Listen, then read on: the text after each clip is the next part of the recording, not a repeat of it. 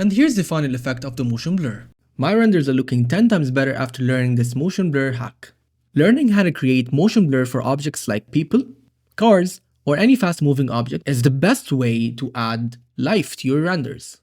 In this tutorial, I'll give you a step-by-step guide to help you add dynamic, professional looks to your renders. In this example, we'll be using this person to animate her walking through this room across. For this to work, we only need three things: the object that we'll be moving, a camera, and the timeline. If you cannot find this timeline, you can always click on this empty space here and look for the time slider. And don't worry, it's very simple. First step, we'll be moving the object to its initial position. And we'll make sure that the timeline positioning is 0 out of the 100. Now, we need to add a key to indicate the starting point of this object's motion, or the auto key, where you can automatically add a key point whenever you move the object. Second step will be setting the object to, for example, 20 frames. And we'll move the object to where the final position will be. And, of course, we'll add a key. When you add a key, this is the icon that you'll find. Now, if we move the slider, you'll find out that 0 will be the initial point and 20 will be the end point.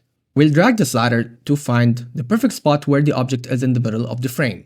Now, we'll go to the camera. For this to work, we'll only need two things: the photographic parameters and the depth of field and motion blur. And of course, for us to be able to see the effect, we gotta start the interactive rendering. Alright, now we'll go to the camera settings and we'll navigate to the motion blur section. And of course, for this example, we'll pick geometry. This means that the motion blur effect will only apply to objects that we move in the scene. As you can see here, the effect is already in motion. This was before, and this was after we applied the motion blur.